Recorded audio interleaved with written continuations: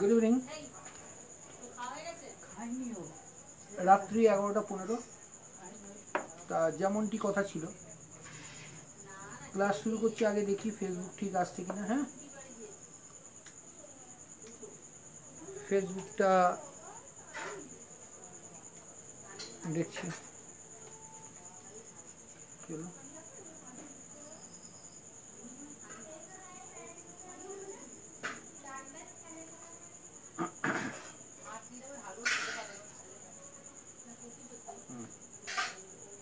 এক মিনিট একটু।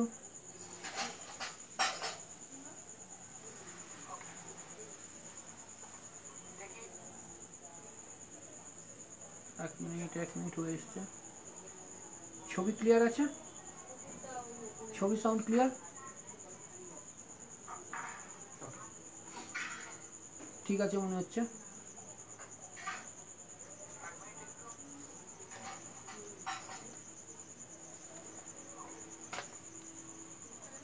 ওকে,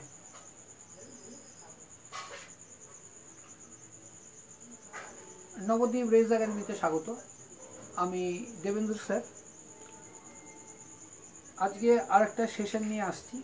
যেমনটি কথা ছিল যে রোজ রাত্রি 11:15 থেকে ক্লাস করাবো, এবং আজকে বলা হয়েছিল জেনারেল স্টাডিজের উপরে ক্লাস। আজকে জেনারেল স্টাডিজের উপরে ক্লাস।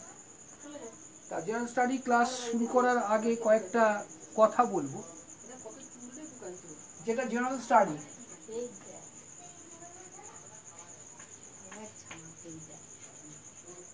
আমরা গ্রুপ ডি থেকে শুরু করে ইউপিএসসি যে পরীক্ষাগুলোই দেব, অবশ্যই সেখানে আমাদেরকে জেনারেল স্টাডি পেপার দিতে হবে।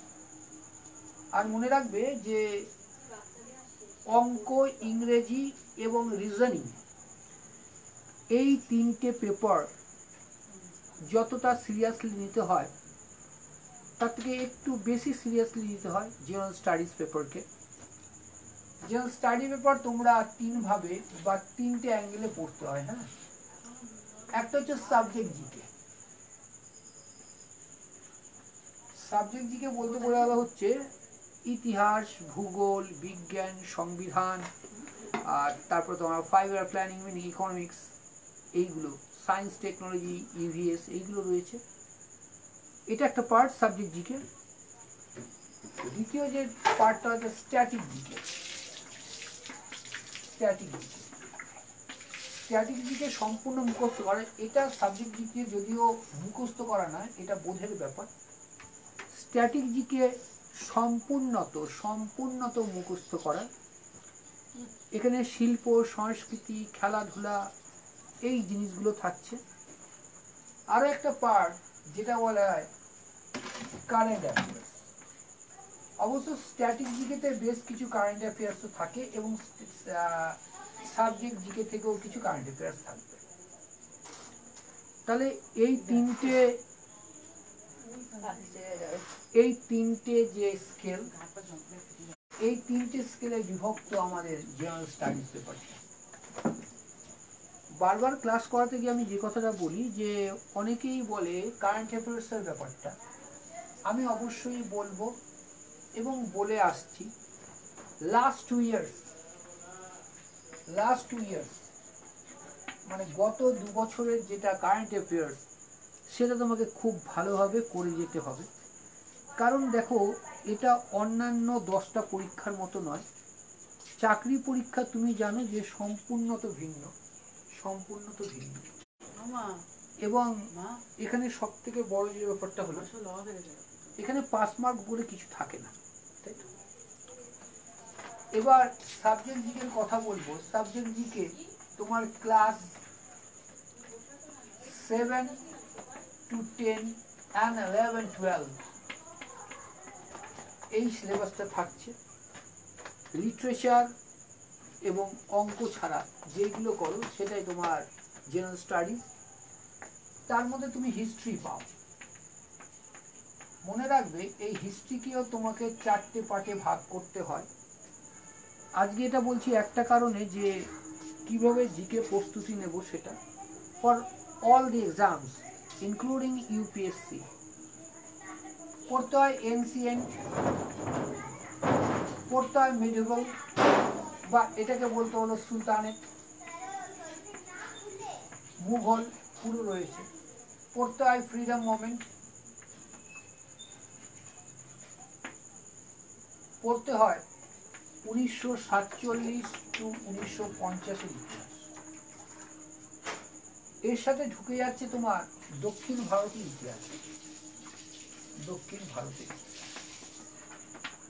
তাহলে বুঝতেই পারছো যে সিলেবাসটা তৈরি হয় হিস্ট্রির জন্য যথেষ্ট বিস্তারিত থাকে, যথেষ্ট বিস্তারিত থাকে।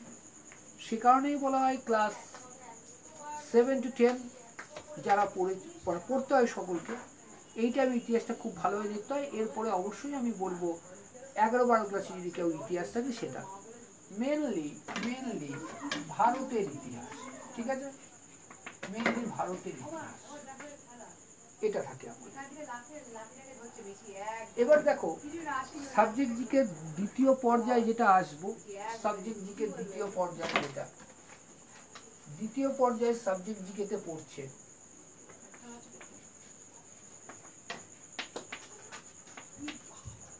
সায়েন্স। এই সায়েন্সেও বেশ কয়েকটা part, physical science, life science, chemistry, computer, science and technology আর ইভিএস এনভায়রনমেন্ট সায়েন্স। তাহলে সায়েন্সের দিক থেকেও দেখতে গেলে আমাদেরকে physical science, life science, chemistry, এছাড়াও computer, science and technology and environment science এই কথা পড়তে হয়। ফিজিক্স কেমিস্ট্রি থেকে অনেক বেশি প্রশ্ন তোলা হয় লাইফ সায়েন্স থেকে। তার জন্য এখানে বলবো ফিজিক্স কেমিস্ট্রি অ্যান্ড লাইফ সায়েন্সের জন্য মাধ্যমিক পর্যন্ত যে তোমাদের পড়ালেখা করেছো that is more than enough. Extra headache নেওয়ার এখানে প্রয়োজন নেই। এনভায়রনমেন্ট সায়েন্স ডিটেলসে পড়তে হবে। সায়েন্স অ্যান্ড টেকনোলজি যে কথাটা বলছি এটা মেনলি কিন্তু কারেন্ট অ্যাফেয়ার্স রিলেটেড, মানে বিভিন্ন যে উদ্ভাবন হচ্ছে, বিভিন্ন বিজ্ঞানের যে অগ্রগতি হচ্ছে সেই অগ্রগতির উপর বিভিন্ন প্রশ্ন সংকলিত হয়, সেইগুলো সায়েন্স অ্যান্ড টেকনোলজি তাই কারেন্ট অ্যাফেয়ার্স এটা সাপোর্ট করে। কম্পিউটার তোমাকে পড়তে হবে, কম্পিউটার। সুতরাং বিজ্ঞানের হলো এইটা ছক, এইগুলো হচ্ছে তোমার গাইডলাইন, এইগুলো গাইডলাইন, এই গাইডলাইন দেখে তোমাকে অবশ্যই এগোতে হবে। সাবজেক্ট জিকেতে 3 নম্বরে যেটা আসবো, সাবজেক্ট জিকেতে 3 নম্বরে আসবো যেটা, সেটা হচ্ছে জিওগ্রাফি। জিওগ্রাফির ক্ষেত্রেও একটা ফিজিক্যাল জিওগ্রাফি এটা পড়তে হবে, মানে ভূগোলের যেটা প্রাকৃতিক ভূগোল আমরা বলে থাকি সেই ভূগোলটা তোমাকে পড়তে হবে। তোমাকে বলতে হয় ইকোনমিক জিওগ্রাফি, মানে অর্থনৈতিক ভূগোল, অর্থনৈতিক ভূগোল তোমাকে পড়তে হবে।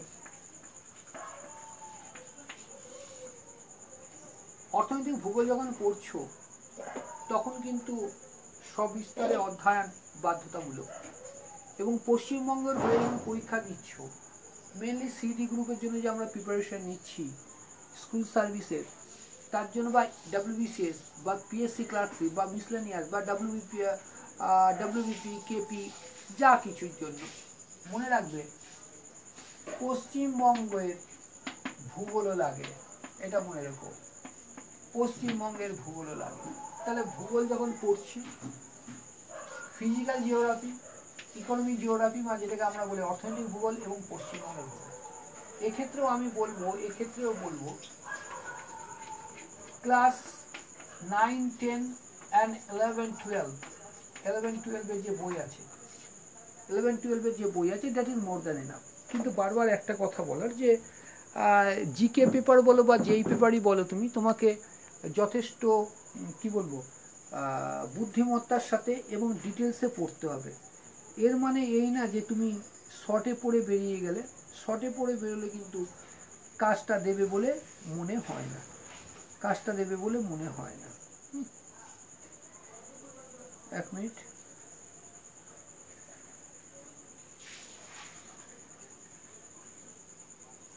তার মানে যেটা বলার আমাকে ডিটেলস এটা পড়তে হবে, তাই তো?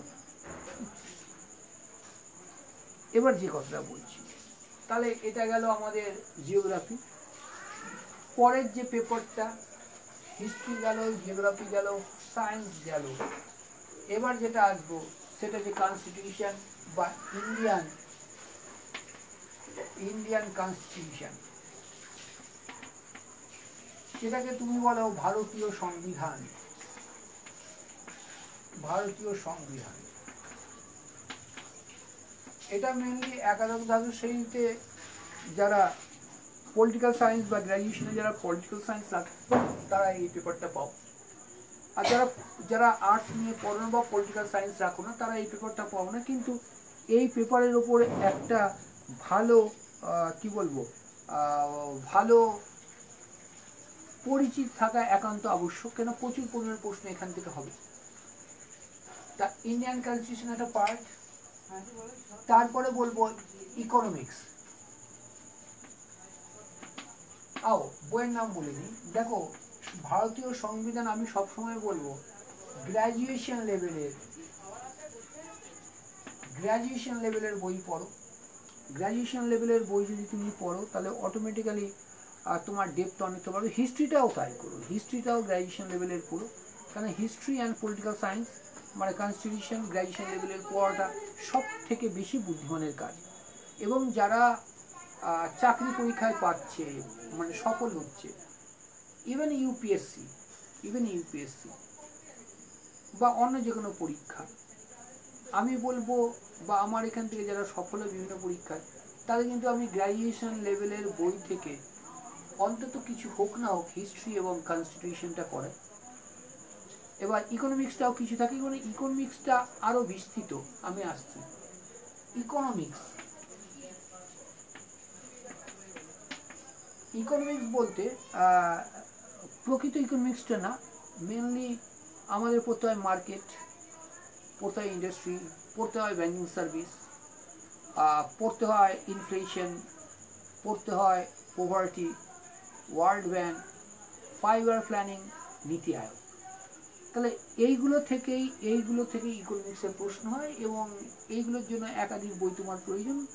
অথবা বলতে পারো যে বিভিন্ন আর্টিকেল, বিভিন্ন যে তোমার পত্রিকা বেরোয় সেখানেও পেতে পারো। বইগুলো আমি বলছি না, বইগুলো যদি কারো প্রয়োজন পড়ে অবশ্যই তো টেক্সট ওরিয়েন্টেড স্টাডি করতে হবে। টেক্সট ওরিয়েন্টেড স্টাডি ছাড়া উপায় নেই। বইগুলো যাদের দরকার অবশ্যই আমাকে হোয়াটসঅ্যাপ করো বা কমেন্ট সেকশনে জানিও, আমি বইয়ের নামগুলো বলে দেবো। এবার দেখো প্রকাশ্যে এইভাবে বলাটা একটু অসুবিধা থাকে। তাই আরেকটা জিনিস শেয়ার করি তোমাদের সাথে আজকে। আমি নিয়মিত ফেসবুকে ক্লাস করাই, তা এই ক্লাসে অনেকেরই পছন্দ হয়তো হয় না, তার জন্য অনেক বিরূপ মন্তব্য করে। তেমনই আজকেও একটা বিরূপ মন্তব্য হয়েছে। এবার দেখো সেই সব জিনিসে আমি কান দিই না, তবুও কিছু কিছু জিনিস লাগে।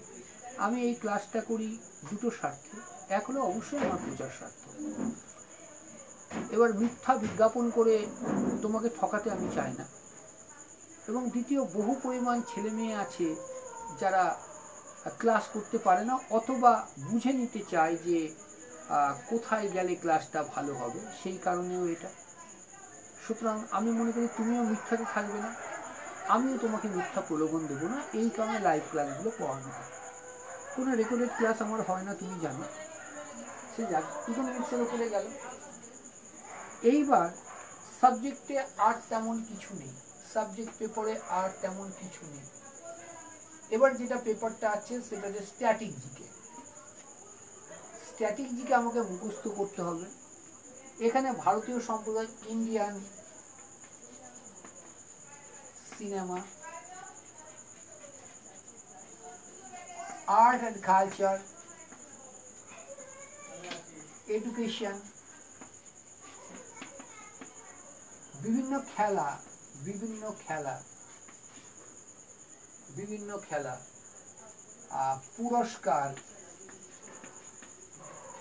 মানে এরম জিনিসগুলো থাকতে শুরু করে, এবং এটা সম্পূর্ণত মুখস্থর ব্যাপার। এবং তারপরে যেটা কারেন্ট অ্যাফেয়ার্স, এটা হলো সাম্প্রতিক বলতে অনেকেই 6 মাসের প্রিপারেশন না, আমি বলবো 6 মাসের না, তোমাকে অ্যাটলিস্ট 2 বছরের কারেন্ট অ্যাফেয়ার্সের একটা স্টক রাখতে হবে।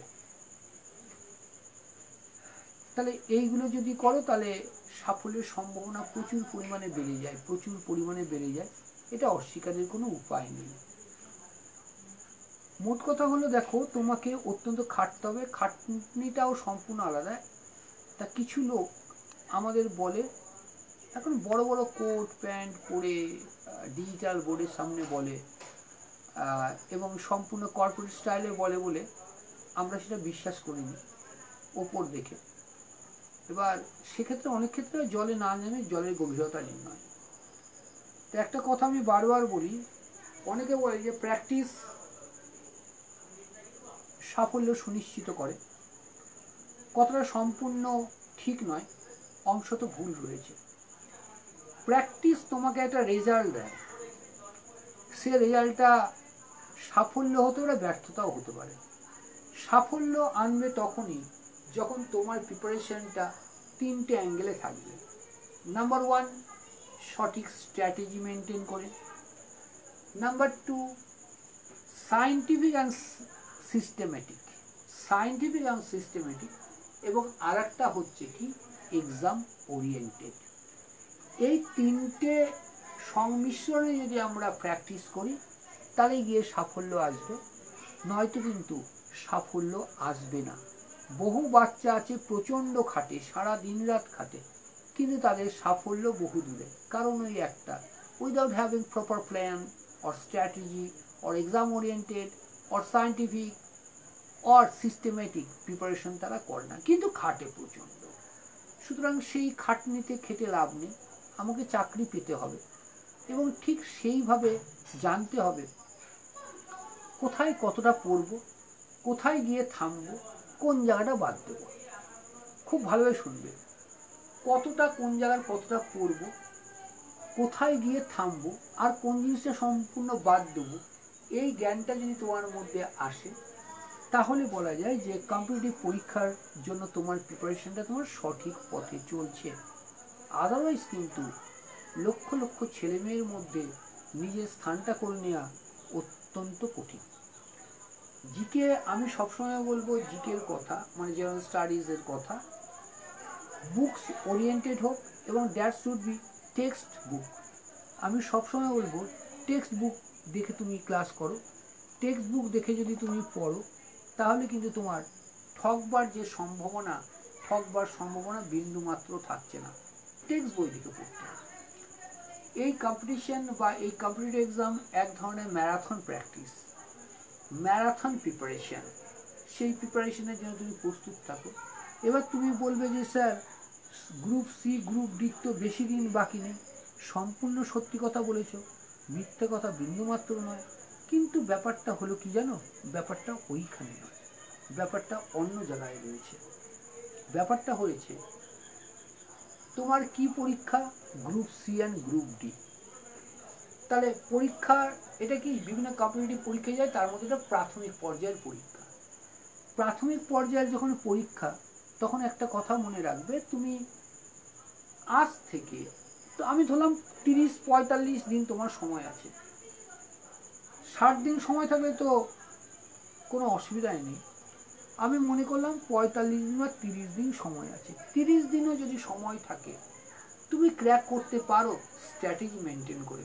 হ্যাঁ, 30 দিন সময় যদি থাকে তোমাকে হয়তো 10, 11, 12 ঘন্টা পড়ালেখার মধ্যে নিমজ্জিত থাকতে হবে। আমি বলবো প্রয়োজন পড়লে তার থেকে বেশি সময় পড়ালেখার মধ্যে থাকো, কারণ এই সুযোগটা যদি চলে যায় তাহলে কিন্তু আর সুযোগ আসবে না। সুতরাং সুবর্ণ সুযোগ, তোমরা অত্যন্ত ভাগ্যবান যে এই সময় এই পরীক্ষাটা পাচ্ছ, সুতরাং তোমরা অত্যন্ত ভাগ্যবান। কাজটা সেভাবেই করবে, সুযোগটা কিন্তু মিস করার চেষ্টা করবে না। সুযোগ মিস হয়ে গেলে এই সুযোগ দ্বিতীয়বার পাবে বলে মনে হয় না। সে যাই হোক, যখন বলেছিলাম আজকে জিকে করাবো, তা জিকে শুরু করছি আমি। সম্পূর্ণ পরীক্ষা কেন্দ্রিক, পরীক্ষা নির্ভর লেখাটা লিখছি এবং যেটা বলার সেটা বলছি। দেখো, ফার্স্ট প্রেসিডেন্ট অফ ইন্ডিয়া, প্রথম প্রেসিডেন্টকে আমরা জানি ডক্টর রাজেন্দ্র প্রসাদ, এটা আমরা জানি। দ্বিতীয় যিনি, তার আগামী দিন জন্মদিন, আগামীকাল, তা সেটা নিয়ে পরে কথা হবে। তা ডক্টর রাজেন্দ্র প্রসাদ, তাহলে আমাদের প্রথম নির্বাচিত রাষ্ট্রপতিকে ডক্টর রাজেন্দ্র প্রসাদ। এক মিনিট পারলে নোট করে নিও, তাহলে first president of India doctor Rajendra Prasad. এইটুকুনি তোমার জানলে হবে না, জানতে হবে, জানার পরিধি আরো বড় করতে হবে। মনে রাখবে, এনার যদি সময়কাল বলা হয়, তাহলে মনে রাখবে 1962 পর্যন্ত। কি বলবো? 1962 পর্যন্ত। 1962 পর্যন্ত ইনি ছিলেন। আরো কিছু জানতে হবে তোমাকে। ডক্টর রাজেন্দ্র প্রসাদ যখন নির্বাচিত হন, that was 24th of January 1950। 1950 সালের 24শে জানুয়ারি নির্বাচন সম্পাদিত হয় এবং এই নির্বাচনে উনি ভারতের প্রথম রাষ্ট্রপতি হিসাবে নির্বাচিত হন। তা অনেকেই বলছে, দেখো জিকে, আমি বারবার বলছি, জিকেটা হলো এমন একটা জিনিস, তোমাকে অত্যন্ত গভীর বা গহন বিশ্লেষণ করতে হবে। First president of India doctor Rajendra Prasad, it is not the all, অনেকেই জানতে হবে 1962 পর্যন্ত। এবং ডক্টর রাজেন্দ্র প্রসাদ মনে রাখবে, পরপর দুবার নির্বাচিত হন।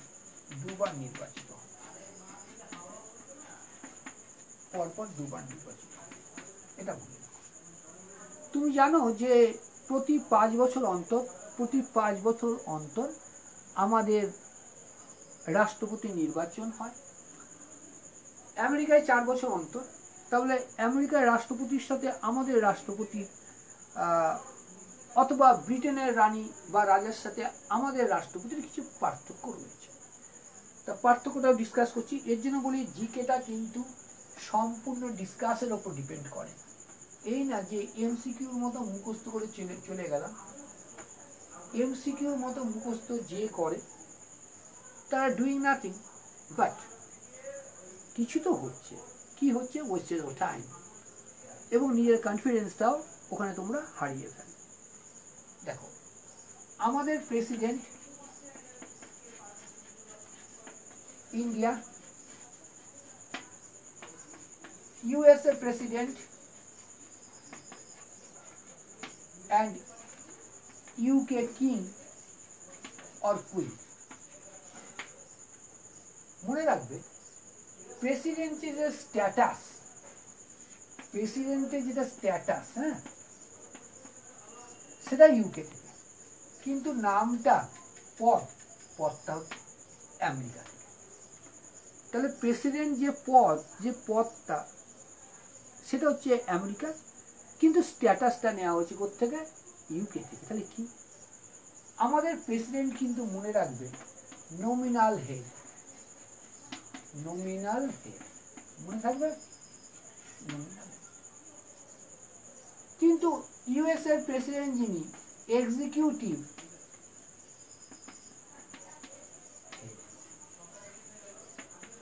Nominal head. আচ্ছা, ইউকেরও নমিনাল হেড,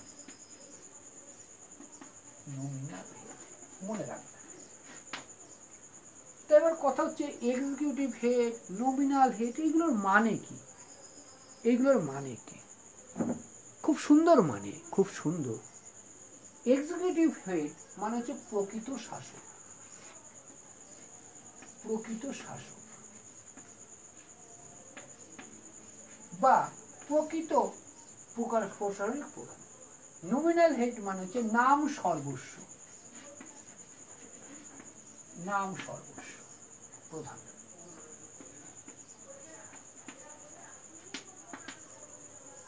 নাম সর্বস্ব প্রধান মানে পার্লামেন্টের ডেলি অ্যাফেয়ার্সের সাথে যুক্ত নন, ইভেন ডিরেক্টলি শাসন ব্যবস্থা যে পরিচালিত হয় তার সাথে। তাই ডিরেক্টলি শাসন ব্যবস্থা আমার ভারতে পরিচালিত হয় কার দ্বারা? প্রধানমন্ত্রীর দ্বারা। সুতরাং আমার ভারতবর্ষে এক্সিকিউটিভ হেড যদি বলা হয়, that one is prime minister of India, prime minister of India.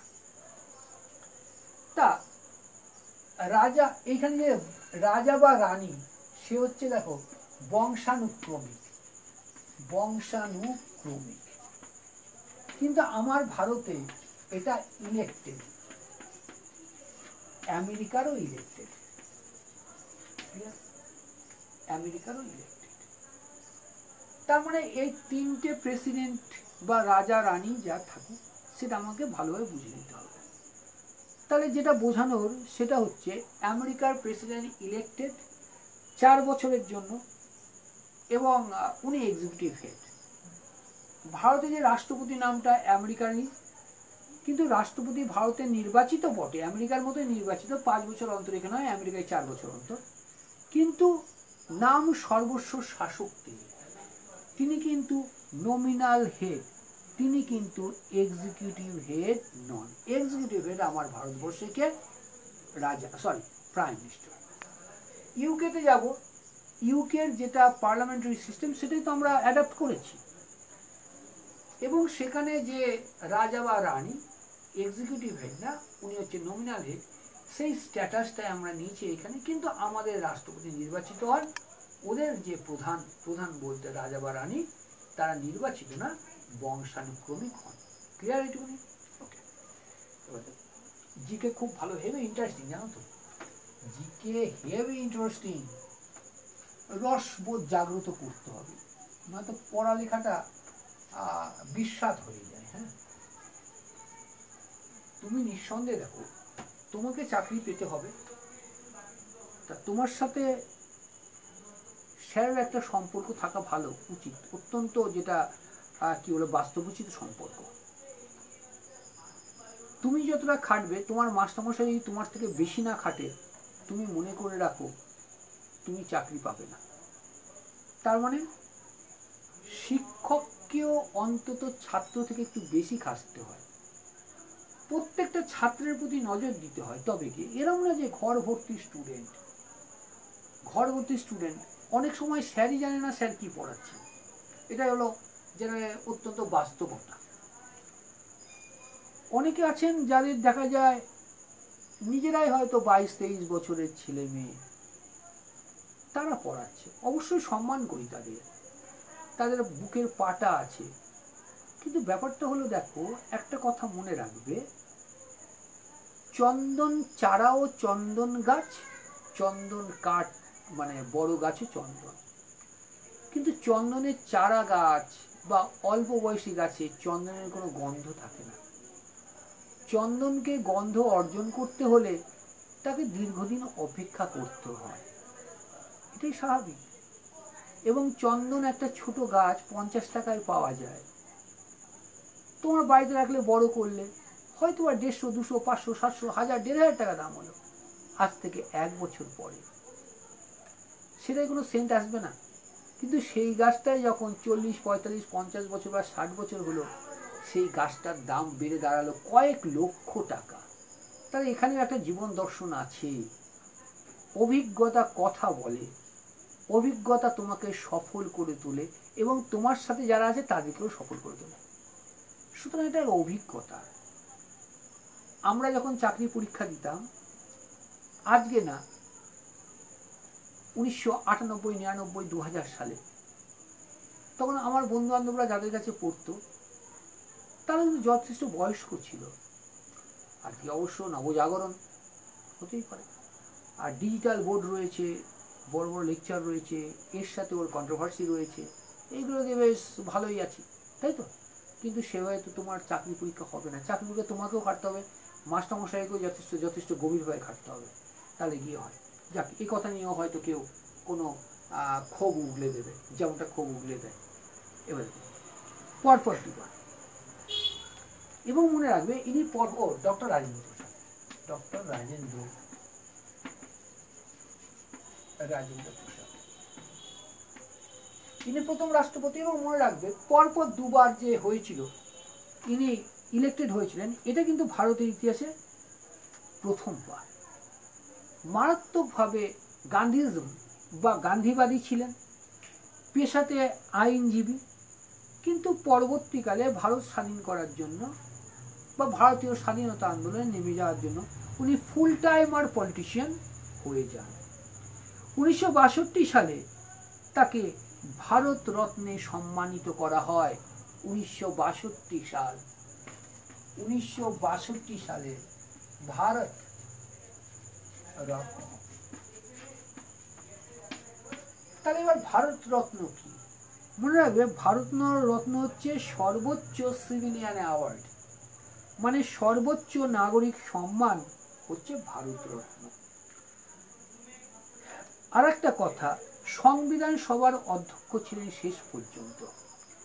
সংবিধান সভার যে অধ্যক্ষ, উনি আজীবন সংবিধান সভার অধ্যক্ষ ছিলেন। তাহলে আমাকে যদি পয়েন্ট তোলে, তাহলে মোটামুটি এখান থেকেই পয়েন্টটাকে তুলতে হবে। এবং আমি যে নোটসটা করেছি, মনে রাখবে এই নোটসটা কিন্তু বিভিন্ন পরীক্ষাতে যে এসছে সেখান থেকে তোলা। ফেসবুকে ক্লাস করছো বলে যে আতিপাতি ক্লাস তা কিন্তু নয়। আমি সব সময় তোমাদের স্বার্থটা আগে দেখি, কেন তোমাদের স্বার্থ দেখলে আমার স্বার্থ তবে থাকবে। আর আমি এটা মারাত্মকভাবে বিশ্বাস করি, ভক্ত ছাড়া ভগবান নিরর্থক। ভক্ত আছে বলেই ভগবান রয়েছে, ভগবান আছে বলে ভক্ত নেই, ভগবান আছে বলে ভক্ত নেই, ভক্ত আছে বলে ভগবান রয়েছে।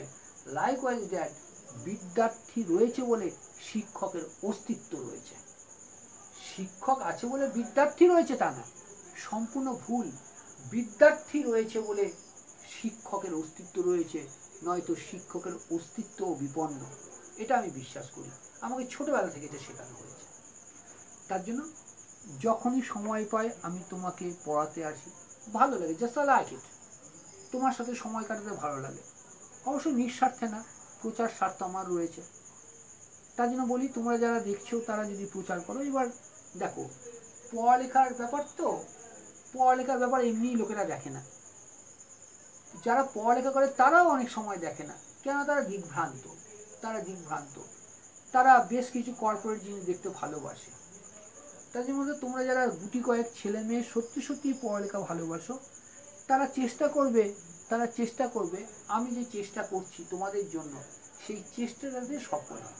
ওকে, তাহলে কনস্টিটিউয়েন্ট অ্যাসেম্বলির আজীবন সদস্য ছিলেন কে? ডক্টর রাজেন্দ্র প্রসাদ।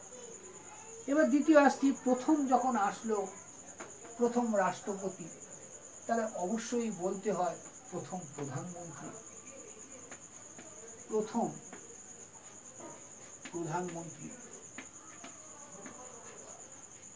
এক কথাতে পণ্ডিত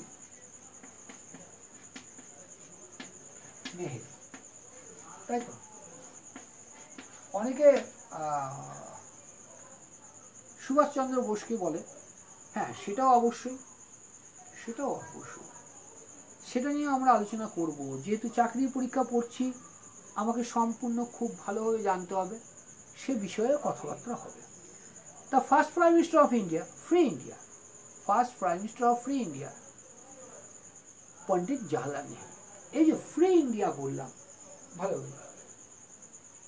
দেখো, প্রতিদিন বোঝাতে হয় 1600 সাল, 1947 সালের 15 আগস্ট এবং 1950 সালের 24 জানুয়ারি। ভালো, 1600 সালে যখন ইংরেজ মানে ইস্ট ইন্ডিয়া কোম্পানি আসে, 1600 সাল থেকে 1947 সালের 15 আগস্টের আগের দিন পর্যন্ত আমাদের ভারত ছিল ব্রিটিশ ইন্ডিয়া।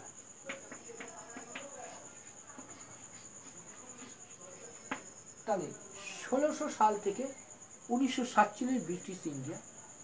এখানে একটা জিনিস দেখবে, প্রথম 1757 সালে পলাশি পাবো, পলাশি যুদ্ধে পরাস্ত হয়, পরাস্ত হয়ে ব্রিটিশের আন্ডারে বা ইস্ট ইন্ডিয়া কোম্পানি থেকে ব্রিটিশের আন্ডারে আসলো। কবে দেখো, 1957 পরে 1958 সাল সিপাহী বিদ্রোহ, তারপর পুরোপুরি ব্রিটিশ রাজ।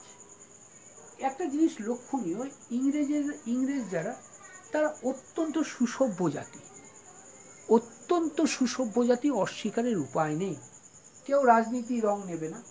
এখন তো অনলাইনে ক্লাস করাতেও ভয় লাগে, যখন ইতিহাস পলিটিক্যাল সায়েন্স এগুলো পড়ানো হয়, কতগুলো বাস্তবোচিত বাস্তবিক কিছু ঘটনা উঠে আসে, সেটা বলতে গেলে অত্যন্ত ভাবনা চিন্তা করে বলতে হয়।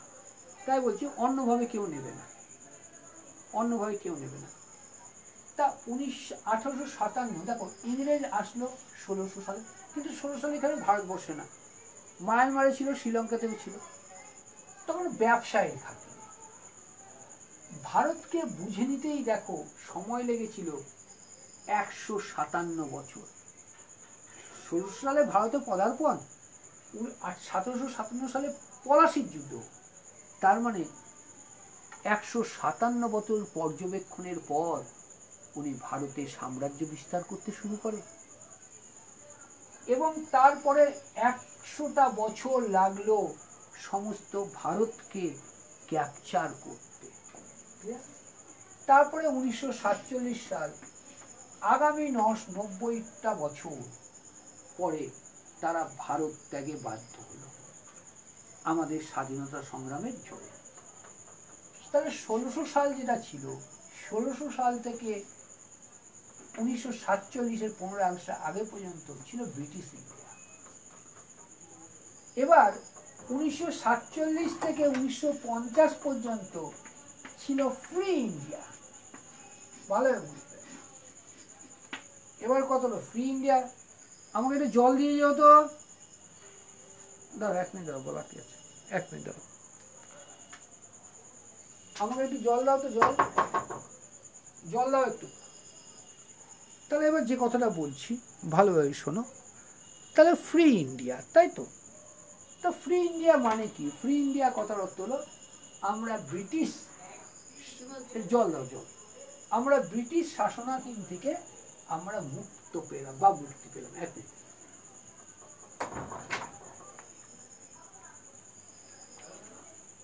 তাহলে ব্রিটিশ থেকে মুক্তি পেলাম, মুক্তি পেলাম মানে কিন্তু পূর্ণাঙ্গ স্বাধীনতা পায়নি। পূর্ণাঙ্গ স্বাধীনতা পায়নি এই অর্থে,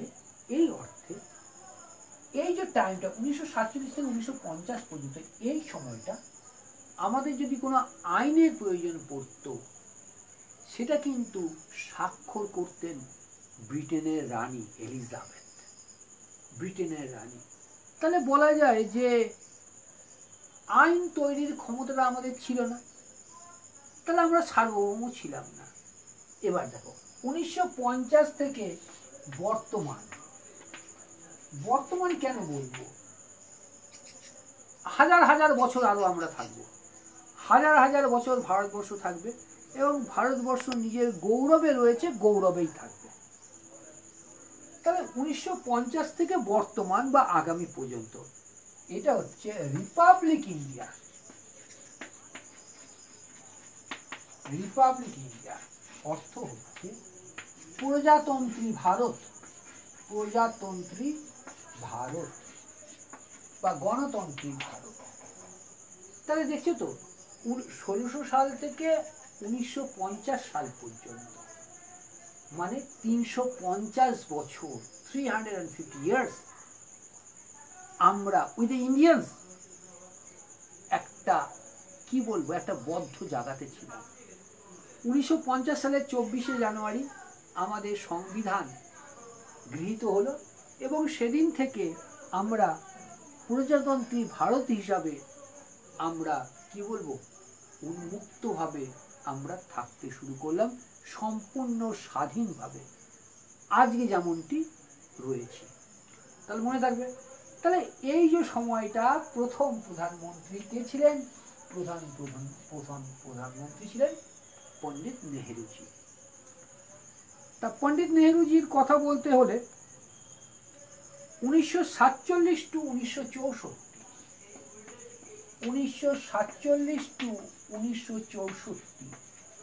এই কাল অবধি পণ্ডিত নেহেরুজি ভারতের প্রধানমন্ত্রী ছিলেন।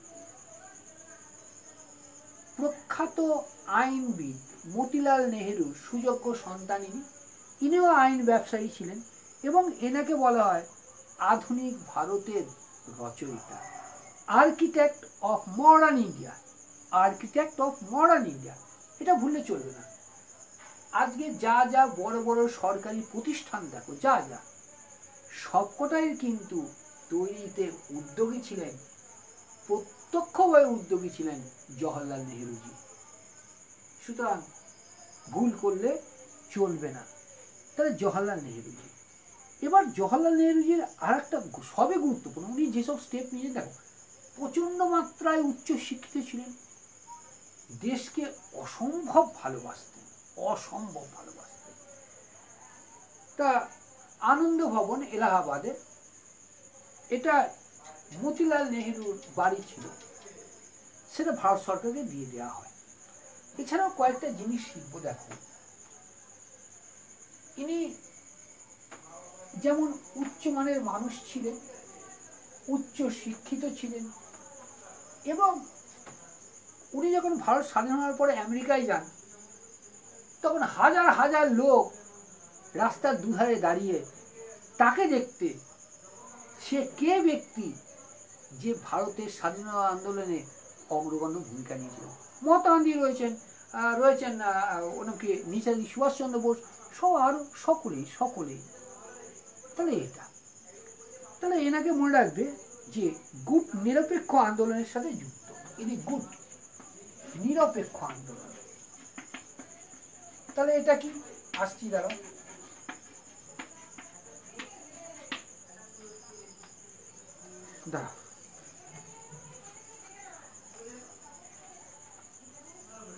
নন আইনি মুভমেন্ট 1961 সালে গঠন করে।